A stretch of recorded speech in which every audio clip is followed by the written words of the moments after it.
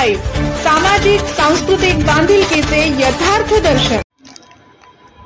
जिल्हा परिषद मोढा खुर्द शाळेत मातृपितृ दिनानिमित्त मुलांनी केले आई वडिलांचे पूजन।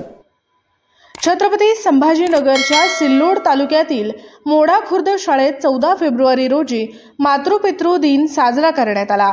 या आगळ्यावेगळ्या कार्यक्रमात आई वडील व मुले भावूक झाल्याचे चित्र पाहावयास मिळाले। प्रगतीच्या नावाखाली समाजात होत असलेली जीवन मूल्यांची घसरण, आई वडिलांची मुलांकडून होणारी हेळसांड, संस्कृतीचा होत असलेला ऱ्हास पाहता शालेय अभ्यासक्रमासोबत संस्कारक्षम मूल्यांची रुजवणूक व्हावी या हेतूने जिल्हाधिकारी दिलीप स्वामी यांनी शिक्षण व्यवस्थेत सुधारणा होण्याच्या आणलेली दशसूत्री कार्यक्रमाच्या अनुषंगाने हा मातृपितृ पूजन सोहळ्याचे करण्यात आल्याची माहिती शिक्षकांनी दिली। या प्रसंगी मराठी व उर्दू माध्यमांच्या चिमुकल्यांनी आई वडिलांची महती वर्णन करणारे गीतनृत्य, भाषण यांचे सादरीकरण केले। शाळेतील माजी विद्यार्थिनी दुर्गा जंजाळ यांचे व्याख्यान झाले। या प्रसंगी विद्यार्थ्यांनी आई वडिलांचे सामुदायिक पाद्यपूजन केले।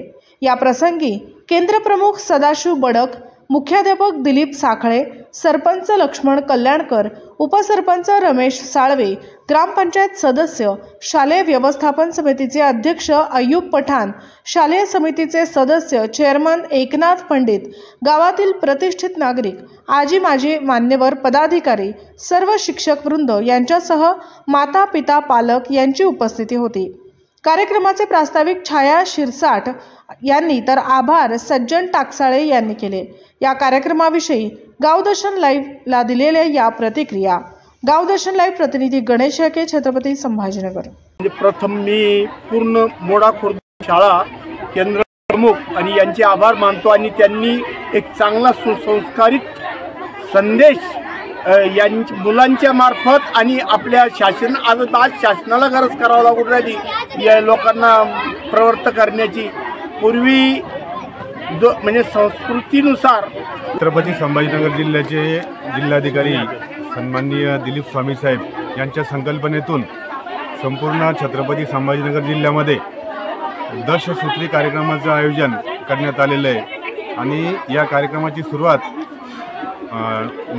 डिसेंबर 2024 पासून सुरू करण्यात आलेली आहे। या कार्यक्रमाच्या अंतर्गत प्रत्येक शाळेमध्ये आता आपलं जे सिल्लोड केंद्र आहे, या सिल्लोड केंद्रामध्ये जेवढ्या शाळा आहेत त्या शाळांमधून प्रत्येक शाळेला आम्ही एक सूत्र दिलेलं आहे आणि त्या सूत्रानुसार त्या शाळेतील शिक्षकांनी विद्यार्थ्यांनी त्या सूत्रावर काम करून आपल्या अंतर्गत असलेल्या इतर शाळांना सुद्धा त्याचा लाभ मिळवून द्यायचा आहे। त्या सूत्रानुसार या गावातील म्हणजे मोढा या गावातील जी आपली जिल्हा परिषद शाळा आहे या शाळेने संस्कारक्षम पिढी घडविणे या मुद्द्यावर जो संदेश आपल्या पूर्ण केंद्रामध्ये द्यायचा आहे किंवा जिल्ह्यामध्ये त्याची आपल्याला प्रसिद्धी द्यायची आहे आणि या संस्कारक्षम मूल्यांची रुजवणूक होण्यासाठी आज या मोढा शाळेमध्ये शिक्षकांनी, मुख्याध्यापक महोदय आणि त्यांचे सर्व शिक्षकवृंद यांनी आयोजित केलेल्या या मातृपितृ पूजन सोहळ्याला सर्व गावकऱ्यांनी अतिशय सकारात्मक असा प्रतिसाद दिलेला आहे आणि या कार्यक्रमाची सुरुवात